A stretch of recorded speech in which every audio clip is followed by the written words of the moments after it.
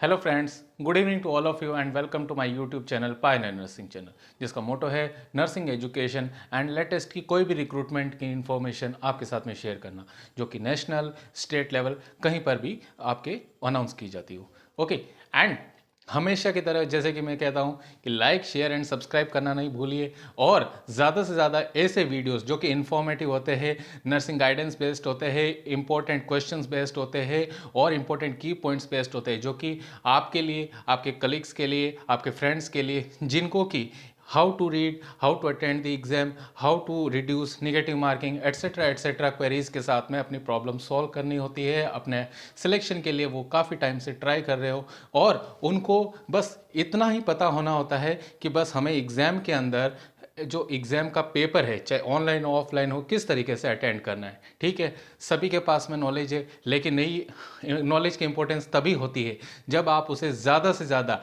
In an effective way, एक प्रभावशाली तरीके से अपने सभी कलीग्स के साथ में शेयर करें। और वो मेन पर्पस नर्सिंग का हमारे एक ही है, client oriented service, patient oriented service. हम पेशेंट को बेटर से बेटर वे में कैसे सर्विस प्रोवाइड कर सकते हैं। हम एक अगर अच्छे नर्सिंग ऑफिसर होंगे तभी हम अच्छी नर्सिंग जो पेशेंट को है प्रोवाइड कर सकेंगे। सो इसी पर्पस के साथ में शुरू करते हैं आज का वीडियो। जो आज का वीडियो है वो डिजीज, डिसऑर्डर या कोई भी डायग्नोसिस हो उसकी ड्रग ऑफ चॉइस से रिलेटेड। जैसा कि हम हर स्टेट, नेशनल और कोई भी कॉन्ट्रेक्चुअल या परमानेंट वैकेंसी के अंदर आए दिन ऐसे क्वेश्चंस जो है हम फेस करते हैं, और उनका अगर प्रॉपर एक्सप्लेनेशन और उनका प्रॉपर रेशनल के साथ में हमें आंसर पता हो तो डेफिनेटली ये हमारे लिए एक पॉजिटिव मार्क बढ़ाने का काम करता है। तो शुरू करते हैं आज का वीडियो। नंबर 1 है ऑक्सीटोसिन ओवरडोज। जैसे कि ऑक्सीटोसिक्स ग्रुप के अंदर ऑक्सीटोसिन आती है, और ऑक्सीटोसिन एक हार्मोन भी है, ठीक है, जो पोस्टीरियर पिट्यूटरी ग्लैंड से सीक्रेट होता है। ठीक है, फॉर्मेशन तो हाइपोथैलेमस होता है बट सीक्रेट होता है पोस्टीरियर पिट्यूटरी ग्लैंड से। ठीक है, वो उस ऑक्सीटोसिन के अगर ओवरडोज हो जाए तो उसका जो एंटीडोट है, वो एंटीडोट क्या होता है? एटोसिबान ड्रग। ठीक है, 5 ml की एम्पूल या वायल आती है, 37.5 mg कंसंट्रेशन रहती है। ठीक है, आईवी रूट से दिया जाता है। ठीक है, इनिशियली 0.9 mg जो है हम बोलस डोज दे सकते हैं, डाइल्यूटेड और विदाउट डाइल्यूशन डॉक्टर्स प्रिस्क्रिप्शन के बेस पे। ठीक है, लेकिन इन्फ्यूजन के अंदर हमें देना होता है मोस्टली, और वो हमें आईवी रूट से देना होता है। ठीक है, नेक्स्ट है फीवर। अब fever bye unknown origin, FUO, चाहे कोई भी किसी भी तरह का फीवर हो, बैक्टीरियल, वायरल, फंगल, किसी भी इन्फेक्शन की वजह से हो, ठीक है, ड्यू टू एनी रीजन, ठीक है, XYZ कोई भी रीजन मानिए, उसकी जो सबसे मेन और प्राइम ड्रग होती है वो होती है पैरासीटामोल। NSAIDs ग्रुप के अंदर अपन पढ़ते हैं। ठीक है, जिसे हम एसिटामिनोफेन भी पढ़ते हैं। ठीक है, और PCM की एंटीडोट भी क्या होती है आपको पता होगा, क्या? N acetyl cysteine, PCM overdose की कंडीशन में। ठीक है, तो अब PCM को हम ओरल रूट से भी दे सकते हैं और IV रूट से भी दे सकते हैं। अगर ओरल रूट की बात की जाए तो PCM 250 mg, 500 mg जो कि मोस्ट कॉमनली यूज में होती है, ठीक है, 650 mg एंड इवन 1 ग्राम तक की भी आती है। और अगर IV रूट की बात करें तो IV रूट के अंदर भी जो इसकी स्टार्टिंग जो मैन्युफैक्चरिंग होती है वो 500 mg 1 ग्राम की सप्लाई भी आती है। ठीक है, यूजुअली जो हॉस्पिटल सेटिंग्स के अंदर है 1 ग्राम प्रिस्क्राइब किया जाता है। ठीक है, stat, SOS, BD, TDS according to the patient's condition और सीवियरिटी ऑफ इन्फेक्शन। ठीक है, अब PCM की मैक्सिमम डोज यहाँ पे पता होना चाहिए कि PCM की मैक्सिमम डोज अगर किसी पेशेंट का इन्फेक्शन का लेवल काफ़ी ज़्यादा है या फिर उसे एंटीपायरेटिक ड्रग की ज़रूरत काफ़ी ज़्यादा है, तो उस कंडीशन में PCM की मैक्सिमम डोज इन 24 आवर्स कितनी हो सकती है? अगर ये पूछ लिया जाए तो ये आपको ध्यान रखना है, up to 4 gram in 24 hours. यहाँ पे 4 ग्राम का मतलब यहाँ पे कि आप, ठीक है, यहाँ पे ध्यान दीजिएगा कि 500 mg की अगर आप कोई भी ड्रग देते हो, ठीक है, या फिर आप PCM का इन्फ्यूजन भी है, जैसे कि मैंने अभी बताया कि 1 ग्राम का इन्फ्यूजन आता है 100 ml, तो आप अगर 50 ml भी चढ़ाते हो या इन्फ्यूज करते हो, ठीक है, इन 8 मतलब हर मतलब थोड़ी देर के अंदर आपको ना मतलब इन्फ्यूज करना होता है पेशेंट को। TDS डोज भी अगर देना होता है 1 ग्राम की, तो ठीक है, तो 1 ग्राम 1 ग्राम 1 ग्राम कितने हो गए? 3 ग्राम हो गए। ठीक है, तो अगर 500 भी देते तो कितना हो गया?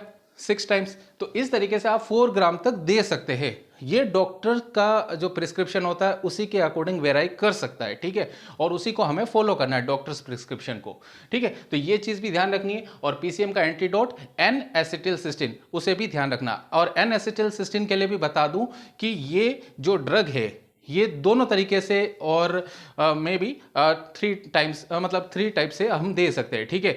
हम आईवी रूट से भी दे सकते हैं, ठीक है, लेकिन एन एसिटिलसिस्टिन का इस्तेमाल, ठीक है, इस ड्रग का इस्तेमाल हम इनहेलेशन के अंदर भी करते हैं, ठीक है। तो यहाँ पे ये ध्यान रखने वाला पॉइंट है कि एन एसिटिलसिस्टिन की जो एम्पुल आती है 2 ml की, उसके ऊपर आपको जो रूट है अच्छे से पढ़ना है। जैसे कि मैं पहले भी आपको अपने किसी ड्रग के वीडियो मैंने बताया था कि 3 टाइम्स हमें देखना होता है, ठीक है। आपको ये देखना है कि वहाँ पे जो रूट है वो कौन सा लिखा हुआ है, ठीक है, IM/IV लिखा है या फिर जो inhalation, for inhalation purpose only. अगर इनहेलेशन पर्पस का है तो वो एन एसिटिलसिस्टिन ड्रग जो है आप इनहेलेशन थ्रू नेबुलाइजेशन ही इस्तेमाल करना है, ठीक है, आईवी रूट के अंदर इस्तेमाल नहीं करना है। और वही अगर जो दूसरे एम्पुल है जिसके ऊपर लिखा हो आईवी रूट, तो ही आपको वो आईवी रूट से देनी होती है, ठीक है। वो आपको ध्यान रखना है। जैसे पैरासीटामोल की पॉइजनिंग का केस आपको एक कैजुअलिटी में, इमरजेंसी में अगर आपको देखने को मिलता है तो, ठीक है, तो एम्पुल के ऊपर रूट ध्यान से पढ़ना है, ठीक है, इंपॉर्टेंट चीज। नेक्स्ट है एनाफाइलेटिक शॉक, एड्रेनालिन, ठीक है, और इसे हम एपिनेफ्रिन भी पढ़ते हैं, ठीक है, इसका अनदर नेम, ठीक है। एड्रेनालिन कोई भी ना रिएक्शन वाला ऐसी कंडीशन होता है 1 प्रोपोर्शनेट टू 1000 कंसंट्रेशन के अंदर आता है। अब हम उसे डाइल्यूट करके according to the patient's condition और डॉक्टर्स प्रिस्क्रिप्शन हम एडमिनिस्टर करते हैं। ध्यान रखने वाली बात है, ठीक है। वही एमआई की बात करें, हाँ, before going to MI, adrenaline के साथ में यूजुअली ऐसी एनाफाइलेटिक शॉक की कंडीशन होती है तो डॉक्टर्स हाइड्रोकॉर्टिसोन, ठीक है, या मिथाइल प्रेडनिसोलोन, मतलब यूजुअली हाइड्रोकॉर्टिसोन ही, क्यों? क्योंकि कॉर्टिकोस्टेरॉइड्स का वहाँ पर बहुत इंपॉर्टेंट रोल होता है टू रिवाइव और to settle, to homeostasize the condition of the particular client और पेशेंट, ठीक है। तो वहाँ पे साथ में हम हाइड्रोकॉर्ट, जिसे एफकॉर्लिन ब्रांड नेम से भी बाजार में हम देख सकते हैं, ठीक है, 100 mg या 200 mg patients condition doctor prescribe करते हैं, ठीक है। हाँ, और साथ में अगर एड्रेनलिन के साथ में अगर डॉक्टर देना चाहे तो फेनिरामिन मैलेट भी ड्रग जो है दे सकते हैं, ओरल रूट से भी और आईवी रूट से भी। अगर ओरल रूट से देते हैं तो भी 25 mg की टैबलेट अवेलेबल होती है, और अगर आईवी रूट से देना चाहे तो भी 2 ml की एम्पुल आती है, उसे डाइल्यूट करके दे सकते हैं, ठीक है। वही अगर हम आगे पढ़े एमआई, ठीक है, मायोकार्डियल इन्फार्क्शन, जैसा कि मायोकार्डियल इन्फार्क्शन का मतलब आपको पता ही है, due to lack of oxygen और डिप्राइव्ड ऑफ ऑक्सीजन जो नेक्रोसाइज्ड होते हैं टिश्यू, ठीक है, मायोकार्डियल लेयर जो होती है हार्ट की, वहां पे अगर चेस्ट पेन होने लगे, ठीक है, एंड अनबेरेबल चेस्ट पेन हो, तो वहां उस कंडीशन में हमें कौन सी ड्रग देनी है? मॉर्फिन। जैसे कि मैंने पहले भी आपको अपने एक वीडियो में बताया कि मॉर्फिन की 1 ml की एक एम्पुल होती है is equal to 15 mg, 15 mg, उसे हम डाइल्यूट करते हैं, ठीक है, with 14 ml of sterile water, तो 15 ml is equal to 15 mg, ठीक है। और फिर according to the patient's condition doctor आपको कहते हैं कि नर्सिंग ऑफिसर आप पेशेंट को 1 mg या 3 mg या 5 mg जो है ड्रग है स्लोली आईवी बोलस शॉट दीजिए, ठीक है, ध्यान दीजिएगा, इन्फ्यूजन नहीं, bolus shot and slowly, okay, ताकि हार्ट पे किसी भी अरिथमिक एंड किसी भी तरह का कोई साइड इफेक्ट देखने को ना मिले। ध्यान देने वाली बात है। Next, epilepsy in pregnancy. अब यहाँ पे ये भी बता दूं कि एपिलेप्सी इन प्रेगनेंसी के अंदर जो रिकमेंडेड की हुई ड्रग्स के अंदर है वो फिनोबार्बिटोन और जो दूसरी ड्रग्स है कार्बामेजेपाइन यूज में ली जाती है, ठीक है। तो यहाँ पे किसी को भी अगर कोई डाउट हो तो ये ध्यान रखिएगा कि फिनोबार्बिटोन ड्रग यूज में ली जाती है, जो भी स्टैंडर्ड एंड कॉम्पिटिटिव गाइड्स है उसमें इसका रिकमेंडेशन है, ठीक है, there should not be any doubt, ठीक है। इसकी जो ड्रग है, जो शुरुआती ड्रग है 60 to 180 mg BD और TDS डोज डॉक्टर्स प्रिस्क्रिप्शन वेराई कर सकती है, ठीक है, ध्यान देने वाली बात है फिनोबार्बिटोन की ड्रग, ठीक है। और अगर जैसे तो यूं है ना क्लिनिकल प्रैक्टिस के अंदर वो कौन सी ड्रग यूज में ली जाती है इट डजेंट मैटर, बट अगर एग्जाम में अगर ये ऑप्शन हो तो आपको फिनोबार्बिटोन चूज करना है। नेक्स्ट है अक्यूट गाउट, वहां पर एंडोमेथासिन यूज में ली जाती है, ठीक है।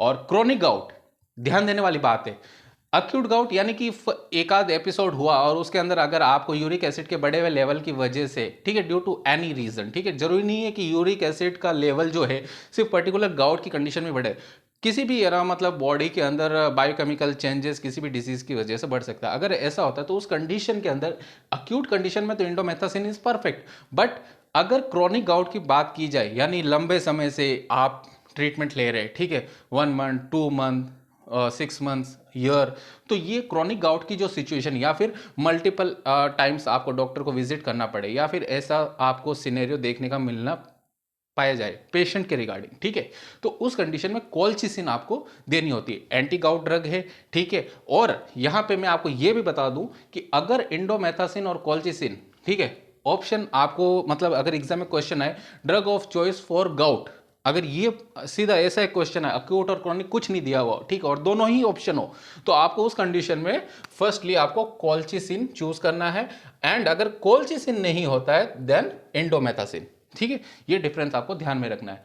हाँ, नेक्स्ट है गर्ड, गैस्ट्रोएसोफेजियल रिफ्लेक्स डिजीज, जॉलिंगर सिंड्रोम, ठीक है, या फिर गैस्ट्राइटिस, किसी भी गैस्ट्रिक कंडीशन में ले लीजिए, ओमेप्रेजोल ड्रग ऑफ चॉइस होती है। जैसे कि मैंने आपको पहले भी आपको बताया पीपीआई ग्रुप की एंटीबायोटिक है, प्रोटॉन पंप इनहिबिटर्स के अंदर काउंट होती है, ठीक है, लेंसोप्रेजोल, ओमेप्रेजोल, पेंटोप्रेजोल, एसोमप्रेजोल, रेबेप्रेजोल, ये जितने भी जोल वाले जो सफिक्स वाले ड्रग्स है ये पीपीआई ग्रुप के अंदर आती है। नेक्स्ट है रूमेटॉइड आर्थराइटिस, रूमेटॉइड आर्थराइटिस की जो ड्रग ऑफ चॉइस है वो मेथोट्रेक्सेट है। मेथोट्रेक्सेट एक कीमो ड्रग है, ये भी ध्यान रखने वाली बात है, ठीक है, तो मेथोट्रेक्सेट हम यहां पे देते हैं, ठीक है।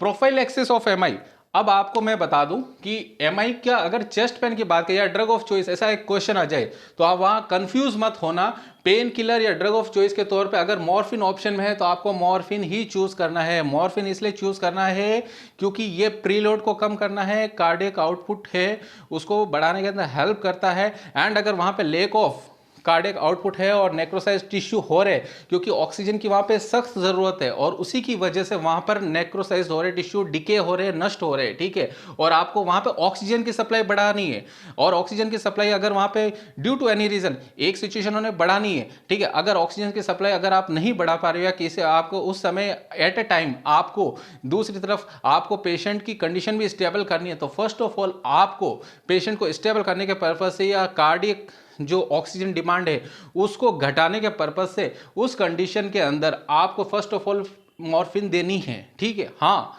ये ध्यान देने वाली बात है कि अगर प्रोटोकॉल के फॉलो करें, ठीक है, अगर जैसे कि मैंने कहा है तो उस कंडीशन के अंदर फर्स्ट ऑफ ऑल आपको मॉर्फिन देना है, फिर oxygen, nitroglycerine and then antiplatelet drugs. यहाँ पे आपको प्रॉपर वे के अंदर प्रोटोकॉल के अकॉर्डिंग जो हम रेजिम फॉलो करते हैं वो आपको पता होना चाहिए। फिर उसके बाद में जो अदर एंटीप्लेटलेट ड्रग्स है, थ्रोम्बोलाइटिक ड्रग्स हो गई, वो सारी के सारी हम देते हैं इस कंडीशन के अंदर, ठीक है। तो प्रोफाइलैक्सिस ऑफ एमआई का मतलब होता है कि एमआई की कंडीशन हुई, ठीक है, मायोकार्डियल इन्फेक्शन हुआ, ठीक है, deprived of lake of oxygen हुआ इन मायोकार्डियल लेयर ऑफ हार्ट, ठीक है, तो वहां पे उस कंडीशन में हमें पेशेंट को first of all acute condition के अंदर स्टेबलाइज करने के लिए लोडिंग डोज देनी होती है, जैसे कि मैंने अपने फार्मा के पहले वीडियो के अंदर बताया भी था।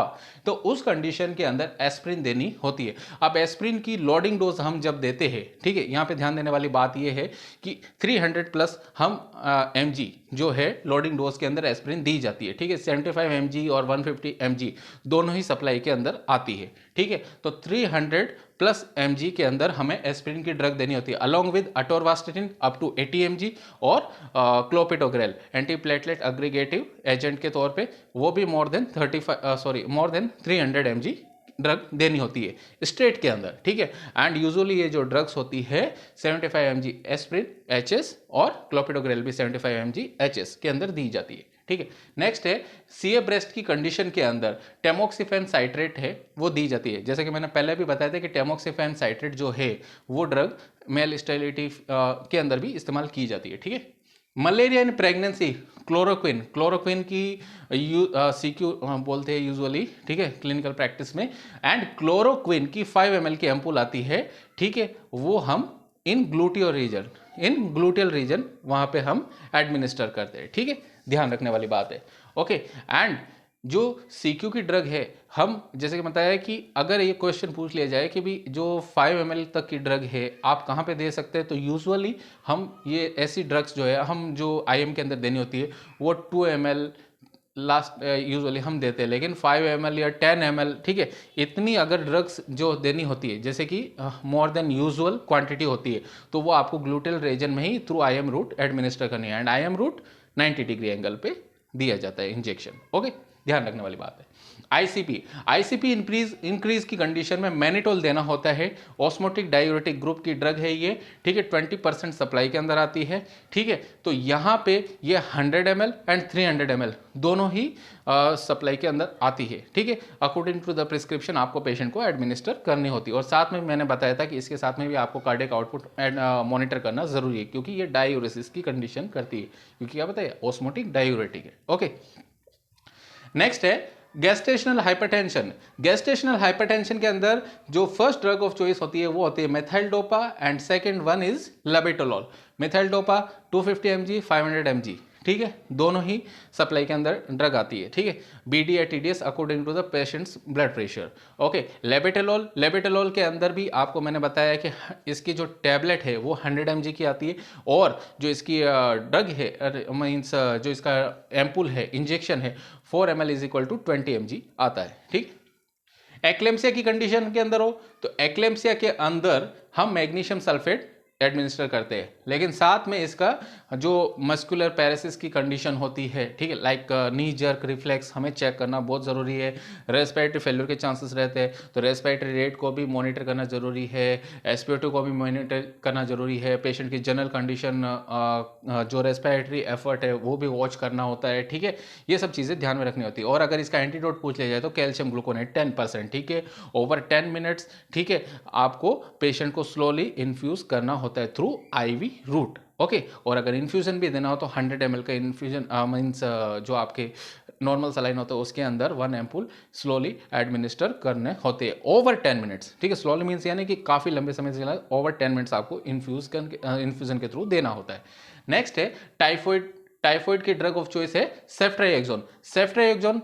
अभी लेटेस्ट की रिकमेंडेशन है, पुराने रिकमेंडेशन में क्लोरामफेनिकोल ड्रग आती थी, ठीक है, लेकिन उसका एक एडवर्स रिएक्शन होता था ग्रे बेबी सिंड्रोम, इसलिए उसे हटा दिया गया। और अब प्रेजेंट के अंदर अगर पूछ ले जाए तो ceftriaxone as a drug of choice हम लेकर चलते हैं, ठीक है, जो कि 250 mg according to the age of the client.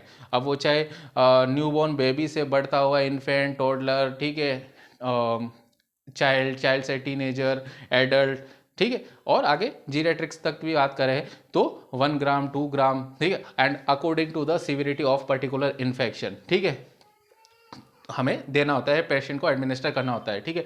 अगर जैसे टाइफॉइड की बहुत ज़्यादा मतलब इन्फेक्शन की कंडीशन अगर हम देखें तो 2 ग्राम IV BD तक भी दी जाती है। ओके, ये ध्यान देने वाली बात है।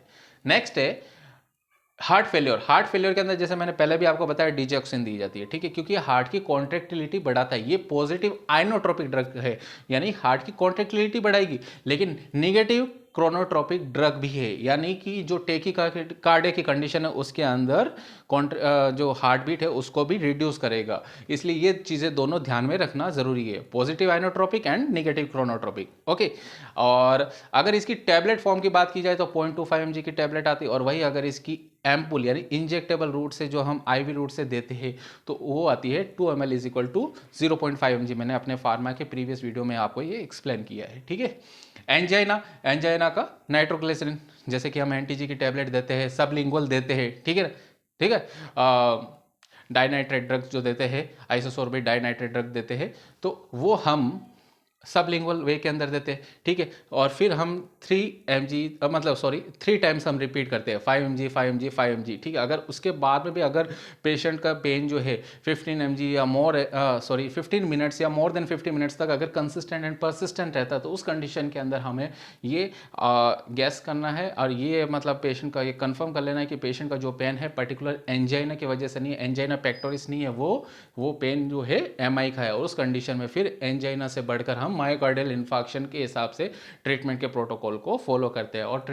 और मायोकार्डियल इन्फार्क्शन के पेन के लिए मैंने आपको ऊपर बता दी है, हमें मॉर्फिन ड्रग देनी होती है, ठीक है, जो कि जो हार्ट का प्रीलोड कम करके कार्डियक आउटपुट बढ़ाने का काम करती है, और जो due to lack of oxygen, ठीक है, जो टिश्यू डिके हो रहे हैं उस कंडीशन में वहाँ पे हमें मॉर्फिन के थ्रू जो हार्ट की उस समय जो ऑक्सीजन की डिमांड है उस डिमांड को घटाना है, ठीक है, पेशेंट को होमोस्टेसाइज करना है, एंड पेशेंट का जो पेन है उस कंडीशन में जब ऑक्सीजन की डिमांड ही जब घट जाएगी, ठीक है, और जब तक ऑक्सीजन हम एडमिनिस्टर करते हैं तो पेशेंट को स्टेबलाइज करने के लिए, उसके चेस्ट पेन को रिलीव करने के लिए हम वहाँ पे मॉर्फिन देते हैं, ठीक है, जिससे कि पेशेंट की जो उस समय एट प्रेजेंट अक्यूट कंडीशन है उस कंडीशन में चेस्ट पेन भी रिलीफ होगा। ये यहाँ पे ध्यान देने वाली बात है कि यहाँ पे हमें कोज को ट्रीट करना है, ठीक है, फीचर तो ऑटोमेटिकली ट्रीट हो जाएगा यहाँ पे, इसलिए आपको कंफ्यूजन नहीं होना चाहिए।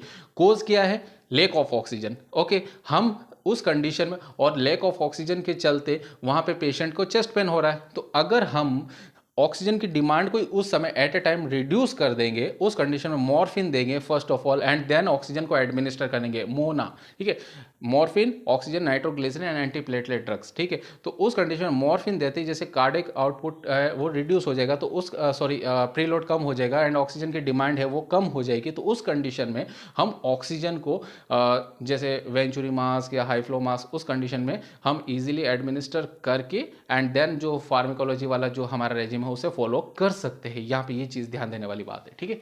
नेक्स्ट है कि एंजाइना के बाद में cardiogenic shock, dopamine inotropic drugs के अंदर आती है। 5 ml की एम्पुल आती है, 200 mg जो इसकी स्ट्रेंथ होती है, हमें 500 ml एनएस के अंदर, ठीक है, एडमिनिस्टर करना होता है, और हम इसे इन्फ्यूजन पंप या सिरिंज पंप के अंदर भी दे सकते हैं, ठीक है। अगर हम इन्फ्यूजन के थ्रू दे रहे हैं, ठीक है, थ्रू माइक्रो ड्रिप सेट, ठीक है, जिसमें 1 ml is equal to 60 micro drops होता है, या फिर पीडियाट्रिक आईवी सेट से दे रहे तो फिर 20 माइक्रो ड्रॉप्स पर मिनट या 30 micro drops per minute according to the patient's condition कर सकते हैं, ठीक है।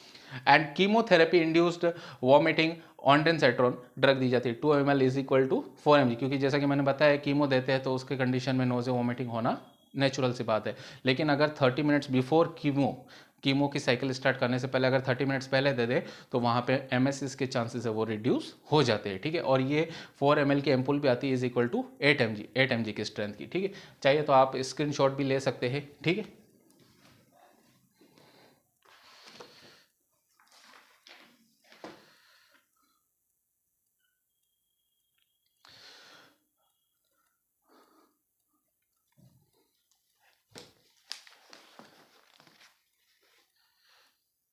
इसके अलावा बहुत सारी और भी ड्रग्स है, जैसे कि कोलेरा है, ठीक है, कोलेरा के अंदर भी हम टेट्रासाइक्लिन देते हैं, ठीक है। एंड न्यूरेसिस की कंडीशन है, न्यूरेसिस की कंडीशन के अंदर भी मैं आपको यहाँ पे लिख देता हूँ, ठीक है।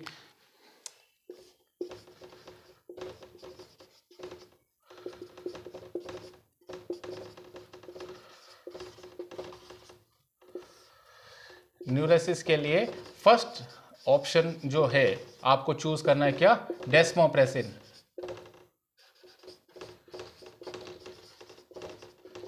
एंड सेकंड वन इज क्या होगा? इमिप्रामाइन।